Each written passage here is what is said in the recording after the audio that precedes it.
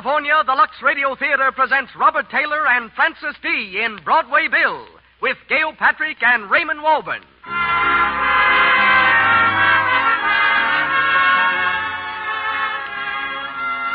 Lux presents Hollywood. Broadway Bill, the story of a young man and three characters who dominate his life. 2 girls and a racehorse. Broadway Bill brings to our microphone Robert Taylor, Francis Dee, Gail Patrick, and Raymond Walburn, with one of the greatest personalities of the American turf, Alfred G. Vanderbilt, as the evening's special guest. Conducting our orchestra is Louis Silvers. And now, before hearing from our producer, some timely news for the ladies. This program comes to you with the good wishes of the makers of Lux Flakes, the thrifty care for your silks, rayons, cottons, linens, and woolens. Just a few flakes make so many suds. A penny's worth of Lux goes a long, long way. For instance, about a penny's worth of Lux, unless the water is hard, will do your underthings 3 times, your stockings 4 times. Just a little more than a penny's worth will do a sweater and a dress. And in hard water, just a bit more Lux softens the water, gives you an abundance of suds. Yes, a little goes so far. Lux is thrifty. And it's safe. Safe for everything, safe in water alone. So keep the generous large-size box handy, and remember, Lux is safe and it saves. And now, the producer of the Lux Radio Theater. Ladies and gentlemen, Mr. Cecil B. DeMille.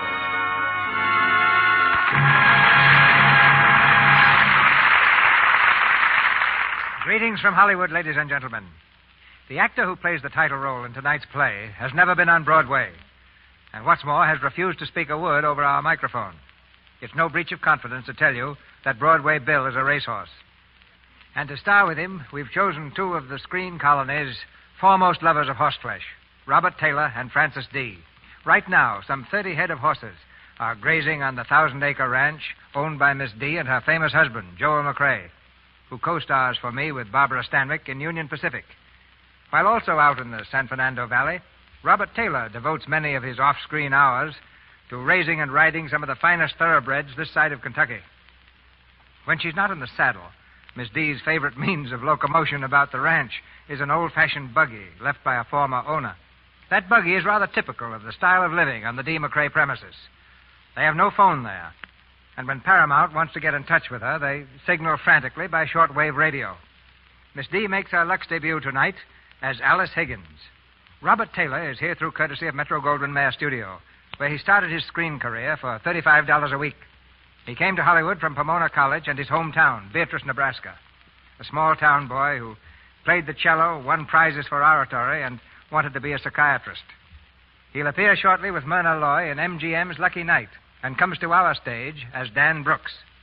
Welcome is also written on the doormat in great big letters for Gail Patrick, who just completed Man of Conquest for Republic. Gail is the most vociferous rooter for our local baseball club, the Hollywood Stars. And tonight she plays Margaret. Raymond Walburn again shows his superiority in character roles in the part of Colonel Pettigrew. Our stars are at the post. The weather is clear, the track fast, and we're off as the Lux Radio Theater presents Robert Taylor and Francis Dee in Broadway Bill with Gail Patrick and Raymond Walburn.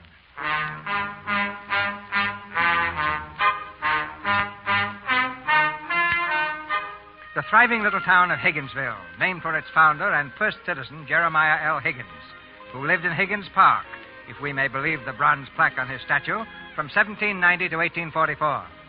While he's long since been laid to rest, another J.L. in the person of his grandson carries on, still very much Higginsville's public citizen number 1. From his office on Main Street, he controls the destiny of his tiny world. And I want them at my house tonight. All of them. Yes, J.L. And on the dot of 8. Yes, J.L. Especially Mr. Dan Brooks, if he can spare the time. Yes, J.L. Well, what are you waiting for? Go call him. Yes, J.L. Sorry, J.L. Oh, Miss Peterson, I've been waiting to see you. Not now, Mel. J.L.'s on a rampage. This is the first of the month, and there's a usual board of directors meeting. I have to call all his sons-in-law and remind them. Hand me that list, Mel. What list? What do you think? The J.L. Higgins Iron Company, the J.L. Higgins Furniture Company, the J.L. Higgins Department Store, Real Estate Company, Lampshade Corporation, Paper Box Company. You know, I never have understood why J.L. didn't take over Old Man Sumter's undertaking parlor while he was at it. Give him time. Give him time. Higgins, that's not a family. It's a disease. Here's them numbers. No, just watch the little boys jump.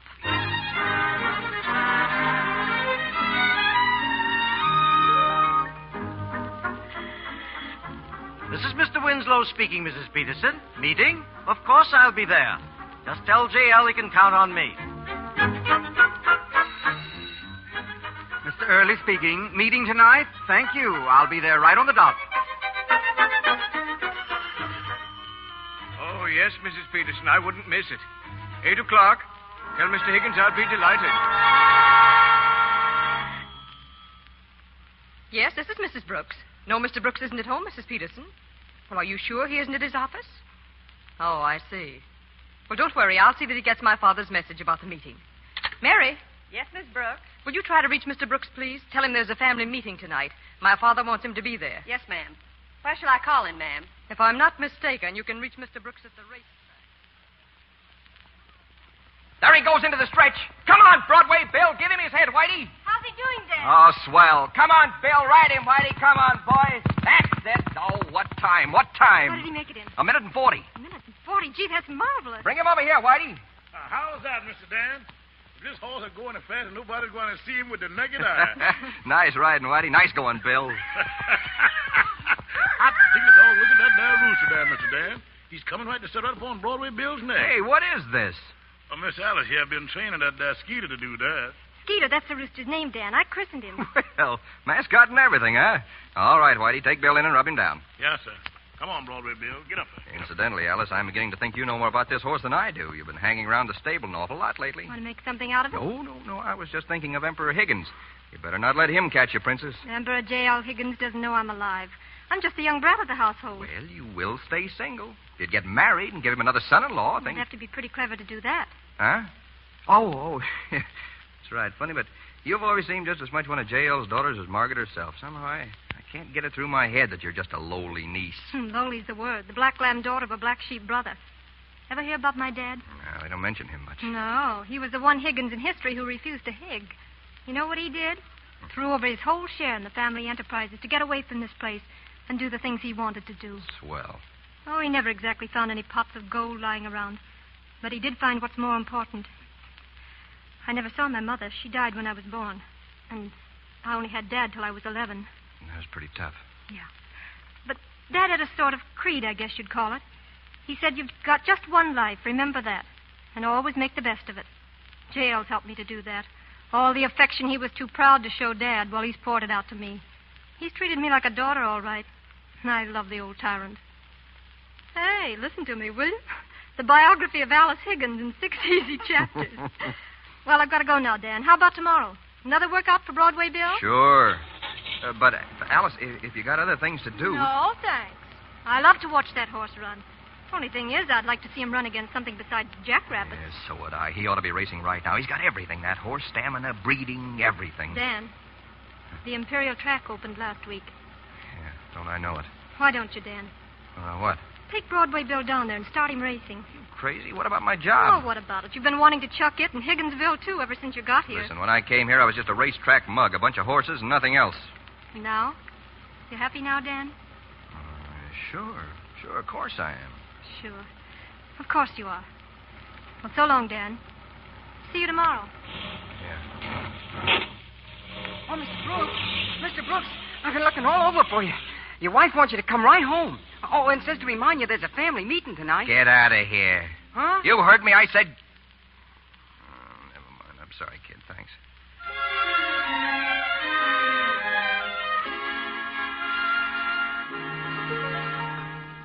He made it in 1:40. What do you think of that, Margaret? Who made what in 1:40? Broadway Bill, and with Whitey up, too. Oh, Dan, you're not dressed yet. Do you want to be late for the meeting? Late for it? I want to duck it completely. Don't talk nonsense. Here, fasten my dress. Okay.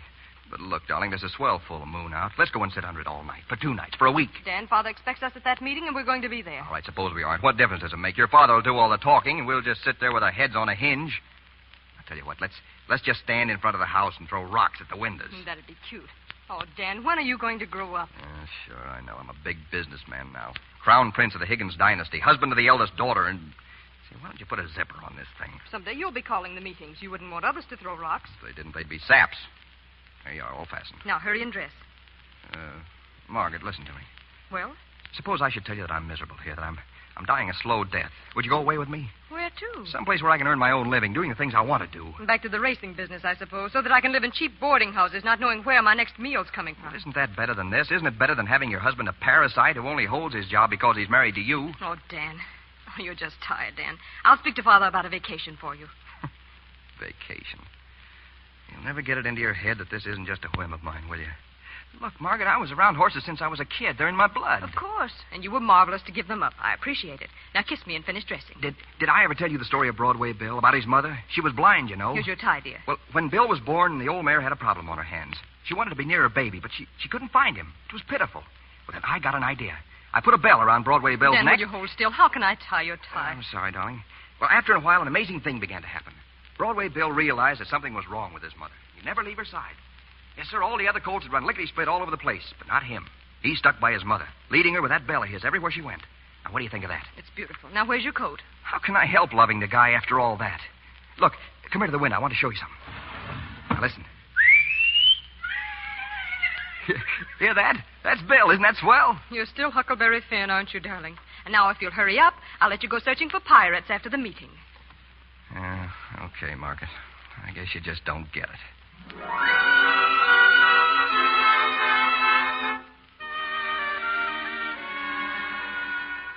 You have the time, Mr. Early? Of course, J.L. It's just 5 minutes past 8. Thank you. And what does your watch say, Mr. Winslow? Why, 8:05 is right, J.L., and 15 seconds. 15 is right, J.L. Don't tell me that turnip of yours has stopped, J.L. I thought the sun came up by it. This is no occasion for humor, Alice. I was merely checking my own time to give Margaret and Mr. Brooks the benefit of the doubt. Yes, it seems to me when all the rest of the family can manage to get here on time, Mr. Brooks might manage it, too. Matilda? Yes, Father, sorry. Good evening, Father. Hello, everybody. You're late, Margaret. Late, Dan. Yes, we are, J.L. I'll tell you how it was. If you please, we will start the meeting. Sure. Hiya, Princess. Hi. How's it feel to be in the doghouse? First of all, regarding the Acme Lumber Company. At 10 o'clock this morning, it became the Higgins Lumber Company. I hope you all approve. Oh, yes. Naturally, J.L. Oh, a wise move, J.L. Dan? Of course, J.L. For the time being, the new company has no active head. It will remain so until, well, I'm sure you all know what I mean. Sure we do, J.L. You mean until I provide the family with another in-law. Well, you'd better not wait. What's that, Alice? The man I marry won't care for the lumber business. If he does, I won't marry him. Don't you be impudent, Alice. Sorry, J.L., but it goes. Now to other matters. I'm happy to say that all the Higgins enterprises are doing excellently. That is all except the Higgins Paper Box Company. There, in fact, the sales have decreased 22%. Mr. Brooks, can you offer any explanation? Nope. Then I trust you won't mind if I suggest a cure. Namely, more application on your part. More attention to business and less attention to that ridiculous horse. What's your point, J.L.? It's quite obvious. 3 years ago, you came to this town penniless, a man with questionable background, some sort of an association with the racetrack business, I believe. But I overlooked that. You and Margaret were in love, and I gave my approval to your marriage. I even placed you in charge of the Higgins Paper Box Company, the largest of the Higgins enterprises. You were the envy of my other sons-in-law, Mr. Early and Mr. Winslow. In fact, you still are. Oh, now, J.L. Well, I wouldn't say that. Please. For 2 years, you were successful, Mr. Brooks. This last year, you've not been. Therefore, beginning tomorrow, I shall expect you to devote yourself exclusively to business. And I shall insist that you dispose of that horse. See that it's done. Now, Wait regarding... a minute, Mr. Higgins. Dan. Well? I have no intention of selling my horse. As a matter of fact, I'm leaving Higginsville in the morning. Hooray! Bravo, Dan. Bravo. Alice. You're right, J.L. I have neglected the business. And the reason is simple. I hate it. I stuck it out for 3 years, and I've been miserable every minute of the time. For years, we've been making the Higgins special paper box for 4 cents and selling it for 5. If only once we made it for 5 cents and sold it for 4, even that'd help. I know I sound crazy to you. Maybe I am. But somehow you strike me the same way. The only thing you're interested in is gobbling up money. Now, you be careful what you say, Dan. Look at you, J.L. You haven't had a vacation in 40 years. You're just rotting away in your own little kingdom. Well, I'm getting out. And as for that horse of mine, Mr. J.L. Higgins, I wouldn't give him up for you or anybody else. If it weren't for Broadway Bill, I'd have been out of this town a long time ago. I was broke when I got here, and I'm leaving the same way. There's nothing out of Higginsville that I want. So, if it's all the same to you, you can accept my resignation. I'll wait for you in the car, Margaret. You needn't bother. I'm staying right here. Margaret, what's the matter with you? You can't let him go alone. He loves you. Alice, this is none of your affair. It is my affair. I won't sit by and see Margaret throw away her life. What I choose to do is my own business. Dan, you say you don't belong in Higginsville, and you never did. Well, I do. We'll leave it at that. But, darling, you're my wife, and I've got to go. You're my husband, and I'm going to stay. All right. I'm sorry. Goodbye.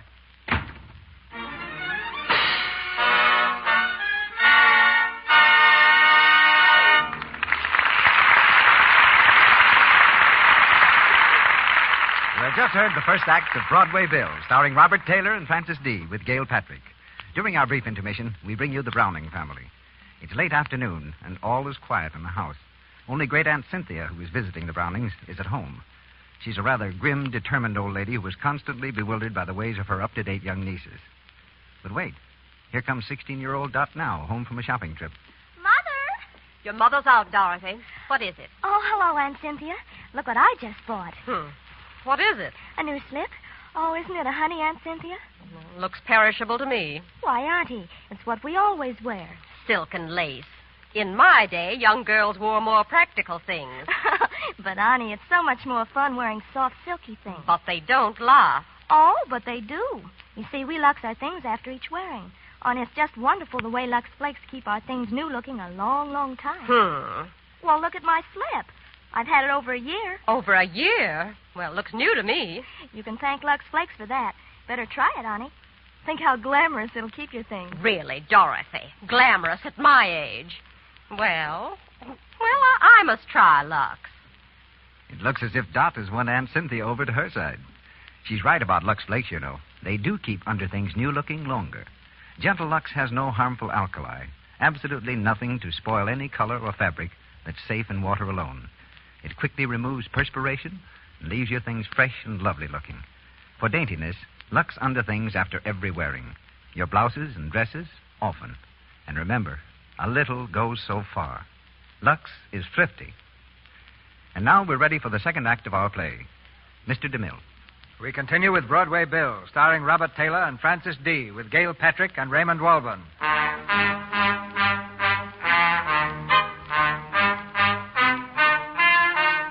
With Broadway Bill and the stable boy Whitey, Dan Brooks left the royal empire of the Higgins family and went to the Imperial Racetrack.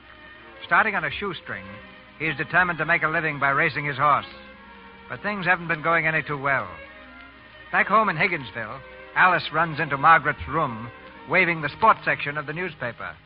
Margaret, did you see this? Sit down, Alice. What is it? In the sporting section, it's about Dan. What about him? All the rotten luck. Dan, he had Broadway Bill in a race yesterday, just a little one. And, well, listen. Hard luck horse of the day was a newcomer to Imperial named Broadway Bill. He acted badly at the post, delaying the start of the race nearly 10 minutes, and then proceeded to throw his rider and thus lose whatever chance he may have had to crash into the winner's circle. Broadway Bill you needn't read anymore. I heard about all that from Dan. There was a letter from him this morning. What did he say? Oh, how he's sorry, and he hopes I understand, and he still loves me. No, I mean about the race. Oh, I don't know. The horse won't run without some rooster or some such ridiculous thing. Peter! Yes, that's it. Did you send it to him? Don't be absurd. But, Margaret, Broadway Bill needs him. He can't win without him. Don't you want him to win? I want Dan to get this nonsense out of his head and come back. I don't think he's coming back. Oh? Well, if that's the way he feels about it, perhaps that's all right, too. Look, Margaret, I know you've never liked me very much, and I suppose it's pretty fresh of me to give you advice. But don't do it, Margaret. Do what? Give him up. Oh, I know you haven't yet, but you're thinking about it. Why don't you go down there with him? Dan is worth hanging on to, Margaret. He's wonderful. What are you so excited about? He loves you. Doesn't that mean anything to you? If he loves me, he'll come back. It's the only way I'd be interested. You deserve to lose him. Alice. You're just like all the rest of the Higgins tribe. Hard and cold and practical. I hope you do lose him.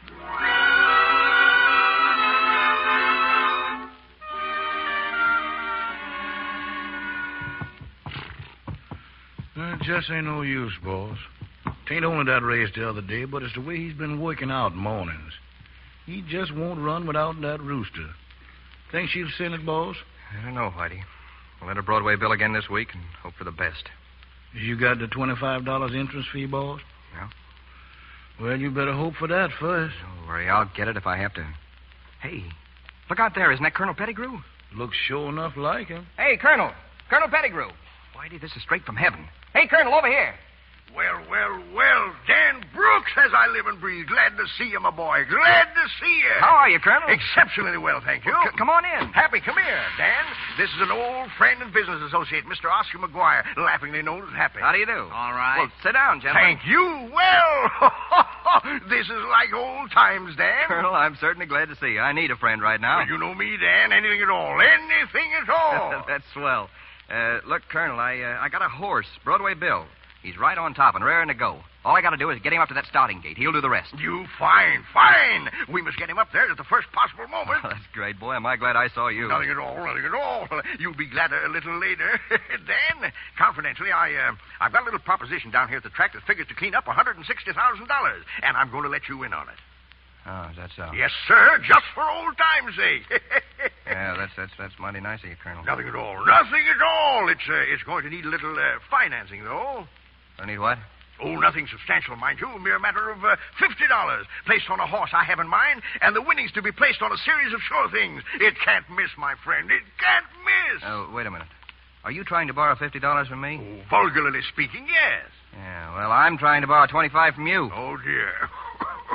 Well, it looks like a deadlock. I'm sorry, Dan. Yeah, so am I. However, I expect to be rolling in wealth in a few days. You look me up then. Do that, Dan. Sure, I will. Come along, Happy, my friend. There are greener pastures just over the hill. Yeah, that's where the poorhouse is, ain't it?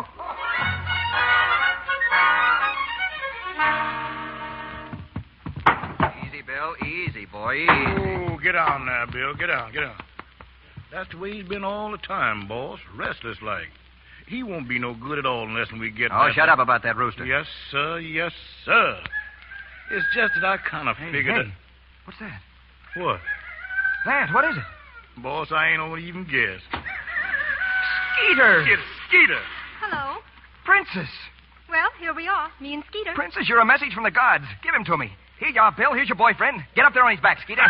Yeah, man, look at that. Snapping out of it already. How about it, Bill, old boy? Happy? Is he? Oh, Princess, I could kiss you. Stand in front of your horse. Nice little place you've got here. Yeah. Who sleeps on the cot, you or the horse? None of your cracks, Princess. Come on, sit down. Tell me everything. How's Margaret? When's she coming down? Well, she's fine, but I don't think she's coming down. Matilda has the grip, and, well, you know. Yeah, sure, I know. Well, give her a kiss for me when you get back, will you? But I'm not going back. I'm stopping at the hotel in town. Oh, now, hey, cut it out. You're taking the next train back to Higginsville. Hey, wait a minute. Give me your purse. 10, 20, 25. There, I'm leaving you some. Thanks. Big hearted Dan, that's me. Wait a second. This isn't Higgins' money, is it? No, it's my own. That's all right, then. This 25 is going to enter Bill in a race tomorrow. He wins it, earns 500, goes into the handicap and wins 25,000. And the little princess gets her original investment back with a swell present from Dan for interest. I can hardly wait. Now, you better beat it back to Higginsville. Go on, now. Sorry, but I'm staying here until the big race is over. Are you crazy? What'll Emperor Higgins think? Hang the Emperor. Another revolutionary, huh? Beautiful heiress scorns empire. Think I'll have any difficulty down here? Well, what do you think you're going to do? Find yourself a nice rosy-cheeked peasant and get married? Swell idea. Great. Got anybody in mind? Oh, you... What about that guy back home? Come on, tell Dan. What's he like? All right. He's perfect. He's the ideal man. He's 11 feet tall, no ears, and eats little children. You satisfied? Hey, Princess, don't get sore. Hey, what's the matter with her?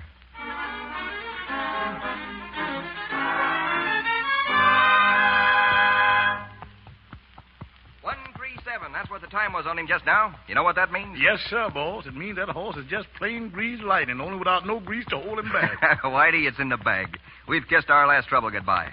Just one thing worries me, boss. What's that? Old Pop, that feed man. He sure is figuring to get that money here. Forget it. All we have to do is stall him off until after the race. Oh, yeah, I wish that big race was... Boss, is my nose lying or does I smell eatments? What do you think? You're right. Take care of Bill. Hi, partner. About time you got here.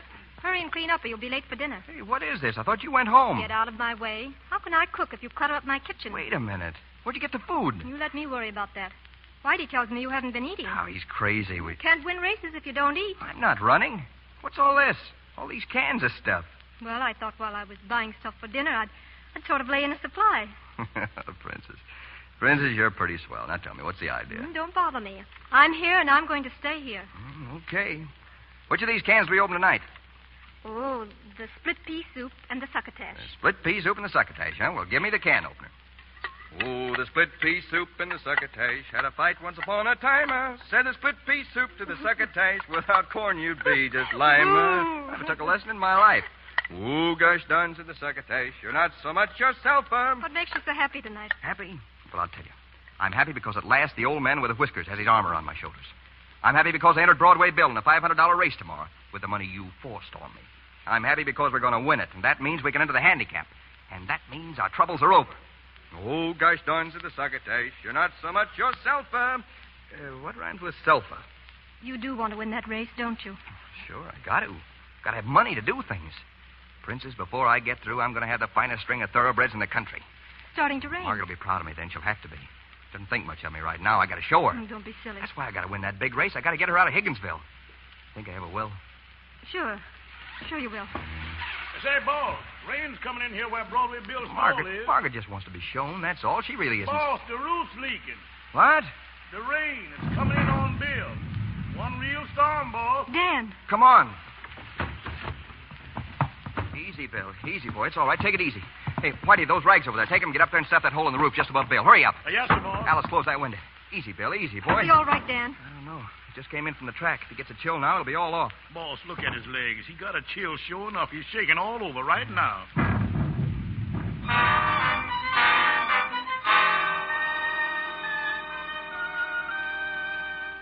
Is he all right, Doctor? How about it? He's a long way from all right. A mighty sick animal. High fever and needs a lot of care and rest. But, Doctor, he's supposed to run in a race today. Race? You want to kill him? Well, how about Saturday, Doc? He's got to run Saturday. That's the big race. Saturday, eh? Well, can't tell. Animals are funny. Sometimes they snap out of these things like that. But even so, it's a risk. Bad strain on his heart so soon after a fever like this. But whatever you do, don't run him before then. Give him all the rest you can. Thanks, Doc. Thanks a lot. Okay, and I'll send that medicine. Gee, boss, that old man with the whiskers don't appear to me to be working so good. If Bill is still too sick to run on Saturday... Oh, he won't be. Will you, Bill, old-timer? You're going to be right in there with him, aren't you? Dan, he looks so pathetic. I tell you, he's all right. I'm sorry, Princess. It's just that I... Sure, I know. Yeah, one thing's a cinch. Bill can't run today. That means we still got to raise the $500 for entry fee. Yeah, but how, boss? I don't know yet. Where are you going? Find the colonel and Happy. There must be some way in this town to raise $500. Good luck. Gosh, Miss Alice. I know. Things sure look terrible. But moaning about it won't change them. Whitey, haven't you got any ideas? Ideas? Yes, I got two of them right here. You mean a crap game? You might win? Listen, Miss Alice. The way Lady Luck has been frowning at us, I couldn't win a bad nickel. But you could try. Wait a minute. Whitey, it's possible that you might win, say, $200 today and another $200 or so tomorrow, isn't it? I mean, if you came and told Dan he'd believe you. Yes, I reckon so. Whitey, you stay here and nurse Bill. Little Alice has a job of her own to do.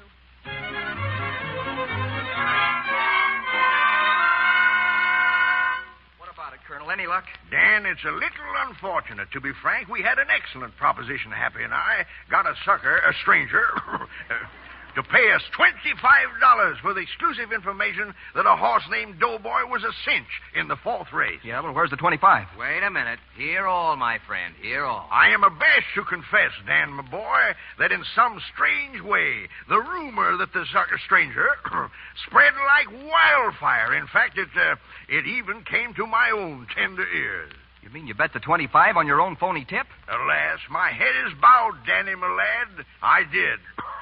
Yeah, and Doughboy was never heard from again. I'm sorry, Dan. Sorry. Yes, I am, yes. Well, you tried anyway. Looks like a big job ahead of us tomorrow. Here's all I could raise, $56. Dan? Yeah, what is it? It's Whitey. He's got money. Here you are, boss. Oh, thanks, Whitey, but... Hey, there's 108... 200... There's $210 here. Yes, sir. Don't wake me. I'm dreaming. But how, Whitey? What did you... I still got my bones, boss. Oh, Whitey, yours... Dan, listen. It's Bill. He's up. He's on his feet again. Sure he is, and look at his eyes, clear as spring water. You're all right now, aren't you, Bill? Think he'll be able to run, boss? You bet he'll run. Yeah, forgive me for adding a solemn note to this festive moment, but you've still got less than 300 simoleons for that entry fee. Yeah. You need 5. Yeah, that's right. Hey, Whitey, those dice of yours, do you think they can perform as well tomorrow as they did today? I don't know, boss. Of course they can, Whitey. You know they can. Well, I guess so, Mr. Boss. If Miss Alice says so, I reckon they can.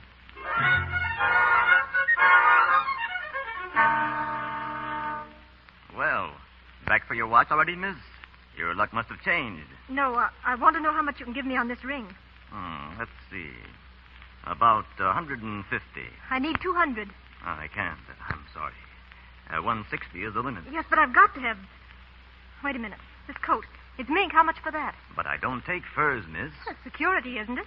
Give me 220 on both the ring and the coat, and that's all I need. Please. All right. As long as it's you. 220. Oh, thanks. Whitey, Yes, sir, Miss Alice. this man will give you $220. I'll take it to Mr. Dan and tell him you can enter Broadway Bill in the big race. Yes, ma'am.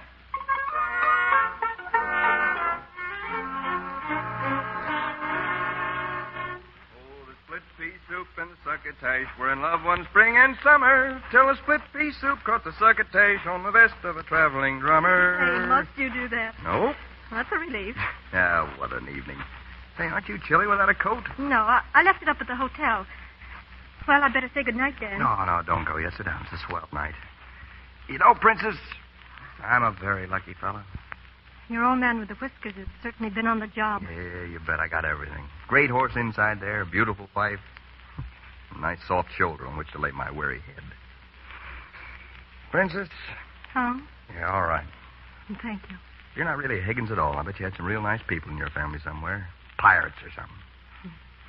Dan, suppose you lose the race tomorrow. What then? No, we can't lose. But if we do? Back to Higginsville. Promised Margaret. Told her if Bill loses that race tomorrow, I don't know anything about horses. Might just well make paper boxes. But we won't lose, Princess. You can't if you wish hard enough. You know what I believe? What? That you can wish for something so hard you wish it into existence. You try that sometime. I have tried it. Lots of times. I should worry. I got a great horse. Even answers when I call to him. You know that? Listen. Must be asleep. Well, he'll get it this time. Hey, that's funny. He always answers when I whistle to him. Hey, Bill, what's... Dan, he's gone. Mr. Brooks.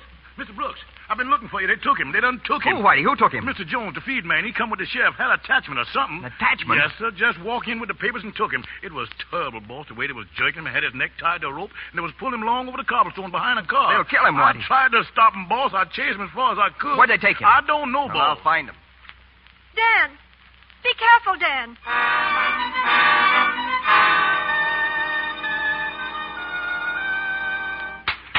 All right, Nick, get in that stall. That's it, Joe. Jerk his head around. I said, get in there, you. Let go of that horse. Give me that bridle. That's my horse. What is this? I'll handle this truck horse, and I'll handle him the way I want. Yeah? Cut it, smart guy. What do you think you are, Madison Square Garden? You're under arrest. That's your room now, mister. But, officer, don't you see? I can't stay in here. Sorry, can't do a thing for you. Socking a deputy sheriff is a serious offense.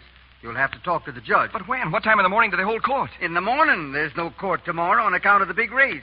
Sorry, brother, but it looks like you're stuck till Monday.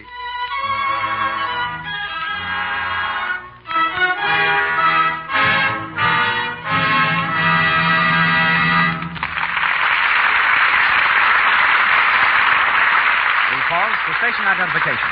This is the Columbia Broadcasting System.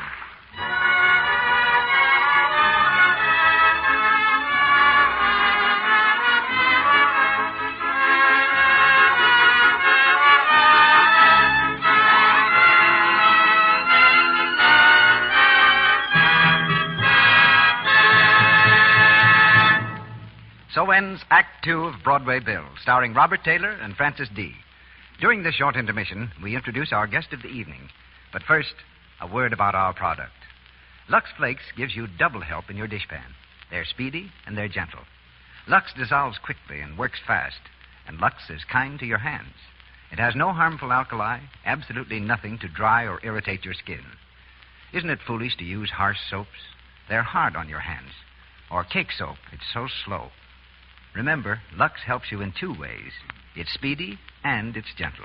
It's thrifty, too. So buy the generous large-size box of Lux Flakes and keep it in your kitchen. And now, here is Mr. DeMille with our guest. Since the cradle days of the Republic, the breeding and racing of thoroughbred horses has endowed the field of sports with America's finest ideals in ethics, fair play, and tradition. It's men like our guest, Alfred Gwynn Vanderbilt, who are keeping that hallowed heritage gloriously alive today. Racing authorities say that this young man is fast becoming one of the greatest personalities on the American turf. He's president of the Maryland Jockey Club, which runs the Pimlico Race Course in Maryland, and owner of Sagamore Farms, where his string of horses include the famous Discovery, Identify, Galley Slave, and Impound. Let's join Alfred Gwynn Vanderbilt in New York City. In your play tonight, Mr. DeMille, Dan Brooks surrenders his home and career for the love of a racehorse. While I don't recommend that other men follow his example, it's very easy to understand Dan's feeling for Broadway Bill. Some people have the idea that men run horses just to collect handsome purses. Believe me, that's not the case. Of all the rewards a racehorse brings its owner, the prize money is not the greatest. The real joy and thrill come by watching a spindly little foal grow into a fine game animal, showing his worth and breeding on the racetrack. Don't think this modern mechanized age is marking the doom of fine horses, racing or otherwise. For in our country, there are still more than 11 million horses. But, of course, all these 11 million aren't bluegrass animals. And incidentally, bluegrass is quite green. It's called blue because it has a blue flower, and it's important to breeders because it contains certain chemicals. Many people think Kentucky and Maryland have a monopoly on all bluegrass, but the plain truth is that it grows all over the country. When it comes to monopoly on champions, though, it's a different story. For actually 90% of all the stake winners are raised in 3 states, Maryland, Virginia, and Kentucky. A common misconception in the public mind is that any horse of good lineage is a thoroughbred. The thoroughbred is just one particular breed of horse, which goes back 400 years to the time of Henry VIII for its origin. At that time, 3 Arabian stallions were brought to England to be bred to English mares. From then on, the race was kept pure, and every thoroughbred in the world today is related to those 3 Arabian stallions. Thoroughbred ancestry can be traced further back than that of any other living animal. The history of horseflesh shows that horses originated on this continent and then disappeared completely from it at some time in the several million years that have passed since their origin. At first, the horse was only the size of a police dog, with 3 toes on each foot and no means of defending itself in a fight, so it had to develop speed and size in order to survive. In those days, Alaska and Asia were united by land, and some of the hardier specimens of the American horse migrated to Europe that way, keeping the race going in Europe, though it disappeared in America. Explorers like the Spaniard Cortez, who 400 years ago conquered the vast Mexican Empire with 18 horses and a handful of men, were responsible for reintroducing a bigger, stronger horse into America. We have lots to learn from horses, especially in the application of that valuable asset known as horse sense. If I've absorbed any through association with horses, it prompts me now to pull in the reins and let you, Mr. DeMille, get on with your excellent play. Thank you. Thank you for the horse sense, Mr. Vanderbilt. And now back in Hollywood, we hear Robert Taylor and Francis Dee in Act 3 of Broadway Bill with Gail Patrick and Raymond Walborn.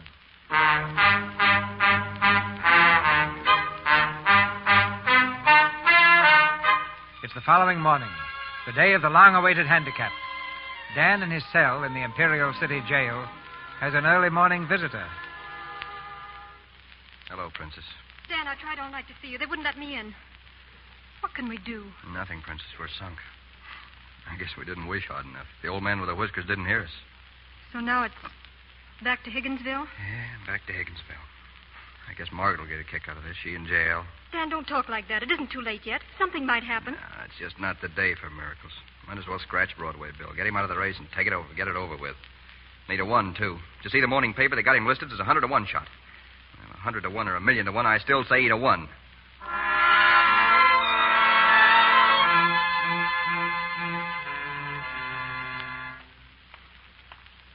He's in here. Thanks. We've got a visitor, Brooks. 10 minutes, mister. That's enough. Hi, Mr. Brooks. How are you? My name's Eddie North. I hear you've got a horse in the handicap this afternoon. I did have. He was scratched. Yeah, that was too bad. It ain't too late to re-enter him. How? All you got to do is to pay off that feed bill. They'll release your horse and you can stick him back in the race. Yeah, sure. The feed bill's only $150. I know. I'll pay it if you want. Say, what is this? Now, here's the idea, Mr. Brooks. Broadway Bill was quoted this morning at 100 to 1. For some reason or other, the odds started to go down. Some slap-happy guy named Pettigrew started a rumor that the horse was a sure thing. And just before you scratched the race, the nag was down to 9 to 2. 9 to 2? Yeah, that's it. So I think he ought to run. Wait a minute. Are you going to put a bet on him? Me? No. I'm betting on Gallant Lady. Oh, I get it. You want my horse back in the race so the odds will go up on Gallant Lady. That's it. Just a business proposition. Strictly on the up and up. Well, what do you say? What do I say? Why, this floors me. Ah, forget it. One old racing man is always glad to help another. Here you are. $150 for the feed bill, huh? And here's another $100 to pay a bail or fine or whatever you need to get out of here. Look, I'll pay this back just as soon as I get... Don't worry about it. I'll be paid plenty when Gallant Lady breezes in. You better switch that bet, mister. Bill's a cinch. Sure. Hey, by the way, how are you fixed for a jockey? Well... How'd you like to have Ted Williams ride your horse? Williams? Do you think I could get him? It's in the bag. I'll have him at your stable in an hour. Brother, you better get out of here. I'm about to break down and cry on your shoulder. So long, Mr. Brooks. I've got a fellow waiting for me. See you out at the track. Yeah, so long, and thanks. Eddie, did you see him? Yeah. He's putting the nag back in the race. Swell. We'll get 5 to 1 on the lady now, easy. Maybe better. Sure. Yeah, but say, what about that Broadway Bill nag? They say he's pretty hot. Listen, Cluck, that horse is a plug. Yeah? And even if he wasn't, I've got Ted Williams riding him. And Mr. Williams takes his orders from me.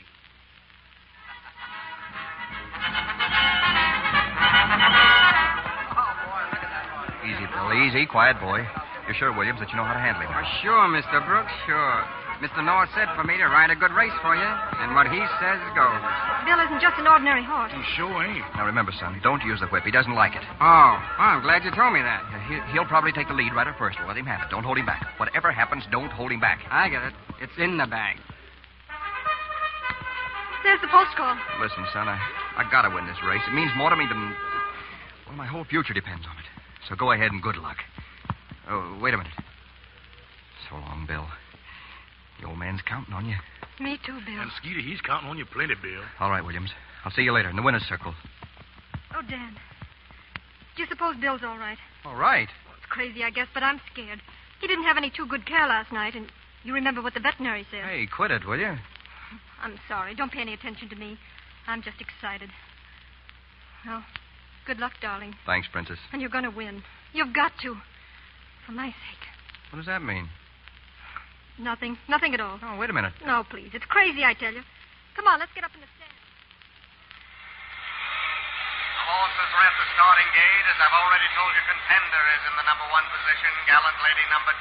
Galspar number 3. Sun Up number 4. Broadway Bill number 5. And Broadway Bill just backed out of his stall. They're bringing him up again. Constantine is number 6, Buster Boy 7, and now they're all lined up down there. It looks like a started, and there they go. It's Galspar going to the front, Buster Boy is second, Miss Ann is third, Gallant Lady is fourth, Sun Up is fifth, and Roger B. They're going into the first turn with Galspar in front by a length and a half.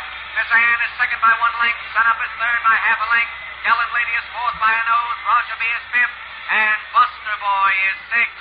At the quarter, it's Galspar in front by 1 length. Miss Ann is second. Gallant Lady is third by 2 lengths. Sun Up is fourth, a length in front of Roger B. And there goes Gallant Lady. Gallant Lady is coming up fast on the inside and is now first by 1 length. Galspar is second. Miss Ann is third by 2. What's the matter with Broadway Bill? Where is he? He's seventh. That jockey's holding him back. Let him go. Give him his head. Let him go. Come on, Bill. Come on, boy. Now they're stealing the race. They're pulling him back. Give him his head. Let him go. Come on, Bill. Get up there, boy. Oh, you they framed him. They took the race right out from under... No, that's not. Look, he's moving up. He's coming up. That jockey can't hold him. He'll never hold him. Come on, Bill. Come on, Bill. Get up there, Bill. Keep moving, boy. They're rounding the far turn. It's Gallant Lady in front by 3 lengths. Galspar is second. Miss Ann is third. Roger B is fourth. And here comes Broadway Bill, moving very fast. It's Gallant Lady in front by 3 lengths. Miss Ann is second. And Broadway Bill is third on the outside. And moving up. They're heading for home. It's Gallant Lady in front by 2 lengths. Broadway Bill is second, and Miss Ann is third. It's Gallant Lady and Broadway Bill. It's Gallant Lady by 1 length. Broadway Bill is second. It's Gallant Lady and Broadway Bill. It's Gallant Lady and Broadway Bill. They're running neck and neck. It's going to be a driving finish. Broadway Bill is pulling away, and they're coming down to the line of finish with Broadway Bill, the winner. Broadway Bill moved up fast to nose out Gallant Lady at the finish. It's Broadway Bill by a nose.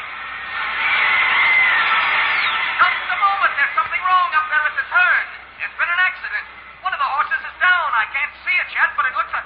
Yes, it's Broadway Bill. Broadway Bill is down. Clear the track, please.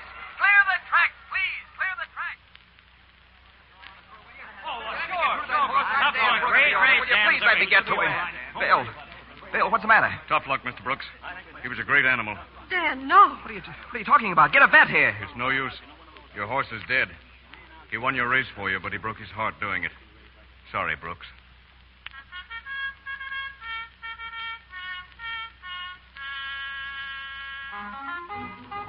And I know that every one of you who stand here on this field today, while we pay last honors to a great horse, were here yesterday to see his triumph.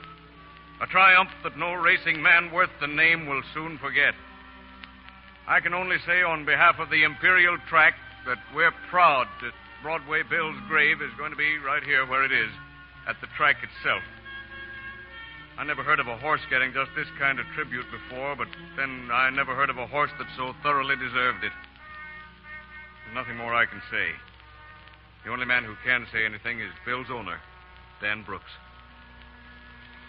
You're wrong, Mr. Collins. If there's anybody who can say anything, it's me. Thanks. Thanks to the track for doing this for Bill. Thanks to so many of you for coming out, for coming here now. As for Broadway Bill, well, what could you say about a horse who'd run his heart out to win for you? All I can say is, thanks, Bill. And so long.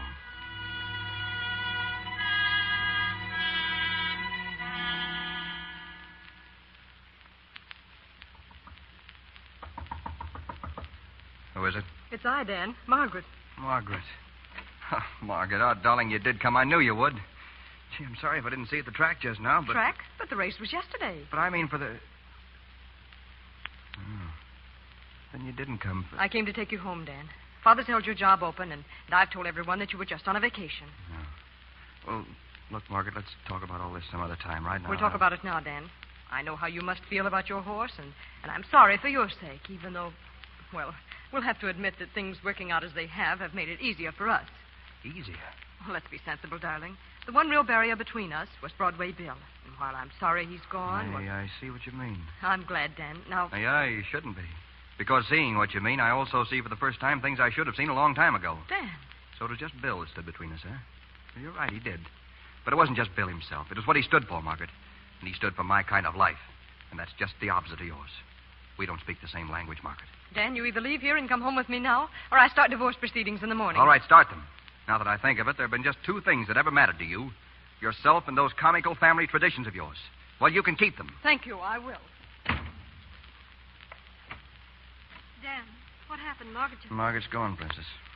Seems your cousin wants my life run her way, and I want it mine. That's all there is to it. She's starting divorce proceedings in the morning. Why don't you say something? Can't I? I know. You're naturally fond of Margaret, and you probably... Oh, will you shut up? What is this? Oh, let me alone. Princess! Mr. Bowles. Why, did you see that? What's the matter with her? You mean you don't know? How should I know? What are you talking about? Listen, Mr. Bowles. Where do you think most of that $500 come from to end up Bill in that race? Well, you won it. I won nothing. Miss Alice done hawk all her things and give me that money to give to you. Whitey, you... Mr. Dan, about some things, you're the brightest man I ever see. But about other things, I don't know, boss. No, neither do I. You all going back to Higginsville, boss? Yeah, but not for a while, and for a different reason.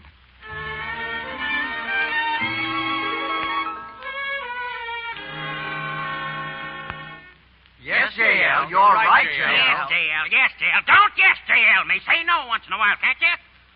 Here's a little news for all of you who are still directors of the Higgins Enterprises, particularly my beloved sons-in-law. This is the last of our meeting. What does it mean? And another thing. The Higgins Paper Box Company was sold this afternoon. But, Father, just because Dan and I are divorced was no reason to sell the company. I'm selling all the companies. The only thing I'm keeping is the bank. Bravo, J.L. Father, what is this all about? I don't even know myself. But I went up to the track the other day, and I saw something that made me sit up a little. I'm wondering now if there isn't more to living than just making money. Like you, Mr. Early, and you, Mr. Morrow, and you, Mr. Winslow. But what about us, J.L.? What will become of us? What can we do? Do what you want. The meeting's adjourned. Hey! It's Dan. Look, he's got a... J.L., it's a horse trailer. With a horse in it. What does it say on the door there? Broadway Bill II. Hey, Princess, come on. I can't wait all night. J.L., Go on. Don't you be an idiot like Margaret. Oh, J.L. Goodbye, darling. Hey, come on. Well, it's about time, Slowpoke. Oh, Dan, darling. Come on. Get in. We're heading for the Latonia track.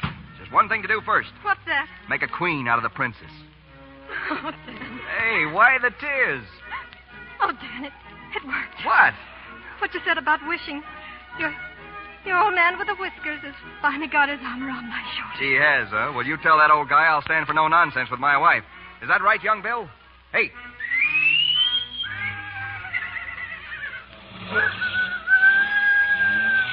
The split pea soup and the succotash were in love one spring and summer.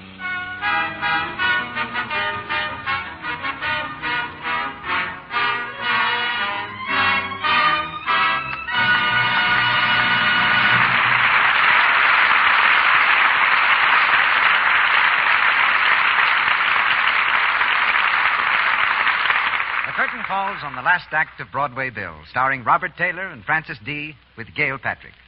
Our stars return for their curtain calls in just a moment. But first, a word to the ladies. Do you realize that about 1/3 of your silhouette today is stockings? Certainly no time for runs. They're ugly, embarrassing, spoiling your whole costume. You know, you can do a lot to cut down on runs by the proper buying and care of stockings. Here are 3 helpful rules for stocking beauty. 1, Buy the correct size and the right leg length. 2, Buy the right weight for the occasion. 1 and 2 thread stockings for evening. 3 thread for daytime. 4 thread or heavier for sports. 3. Give your stockings Lux Care. Lux saves elasticity and cuts down on runs. Yes, with gentle Lux Flakes, there's no cake soap rubbing, no harmful alkali to weaken elasticity. Remember that. Lux helps your stockings wear longer and fit better. So keep the generous large size box in the bathroom and Lux your stockings after every wearing. Here's Mr. DeMille. Our stars are in the home stretch, but we have a few minutes more with them before they cross the finish line. Incidentally, Mr. Taylor, in spite of your confidence tonight in Broadway Bill's speed, did you know that the chances are that in a long race you could probably beat Broadway Bill yourself? You mean if I could run with a jockey on my back? No, I'm perfectly serious. You mean to say, Mr. DeMille, that if it were Taylor versus Seabiscuit, you'd put your $2 on Mr. Taylor's nose in preference to Seabiscuit? Yes, because generally speaking, a man can outrun a horse over a long distance. As far as I know, the last time that was demonstrated was in England. 15 years ago, when George Hall, a marathon runner, raced a racehorse named Blackjack in a 6-day endurance contest. The horse was withdrawn on the 5th day, with Hall 15 miles in the lead and still going strong. But switching from racehorses to iron horses, Mr. DeMille, I understand you're leaving us tonight for the world premiere of Union Pacific next Friday night in Omaha. I can tell you all about that, Bob. For months, I've waited patiently for Mr. DeMille to finish that picture so I might see something of my husband again. But now that it's finished, what's he going to do but take Joel East for the premiere? Yes, and Barbara Stanwyck and about 20 other celebrities. In fact, to mark the departure, they're opening up the brand new $11 million Union Station in Los Angeles. Mr. DeMille's going to be aboard the first train to leave, a train exactly like the kind they used in the 1860s, with a wood-burning engine, red plush seats in the cars, hanging kerosene lamps. And signs reading, "Don't shoot buffalo from the train." We'll be stopping at several cities along the way. Salt Lake City, Cheyenne, Denver, and then after Omaha, where the Union Pacific old-timers have arranged a celebration for us, I'm taking the picture further east to open it in Chicago, New York, and Washington. Well, that sort of complicates things, doesn't it? Now, even if you could run as fast as a racehorse, I think you're going to be just slightly out of breath if you plan to make this broadcast here next Monday night. I won't even try. Instead, I'll be heard on the program next Monday night from New York City, while one of the most capable gentlemen in motion pictures will be here pinch-hitting for me. The guest producer will be Mr. Leslie Howard. We'll be rooting for him, Mr. DeMille, and for you, too. And I hope you have as good a time on your trip, CB, as I did here doing Broadway Bill. Good night.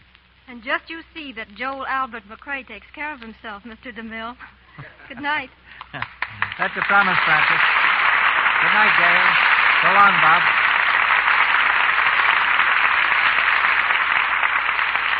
We know you want to hear about the stars and play in store for you a week from tonight.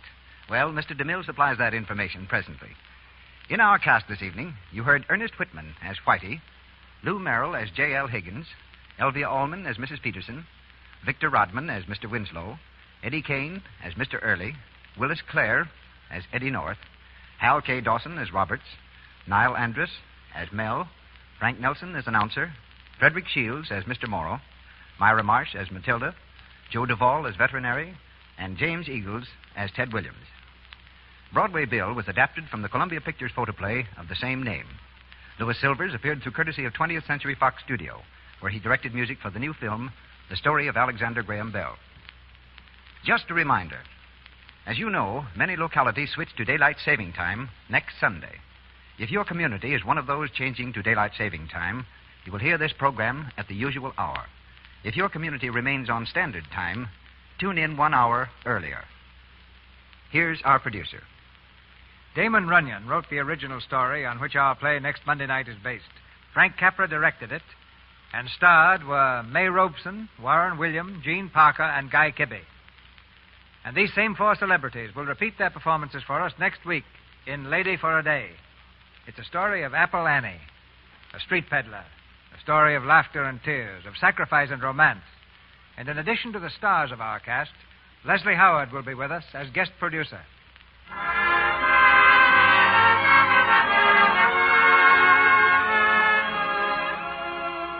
Our sponsors, the makers of Lux Flakes, join me in inviting you to be with us again next Monday night when the Lux Radio Theater presents May Robeson, Warren William, Gene Parker, and Guy Kibbe in Lady for a Day, with Leslie Howard as guest producer. This is Cecil B. DeMille saying good night to you from Hollywood.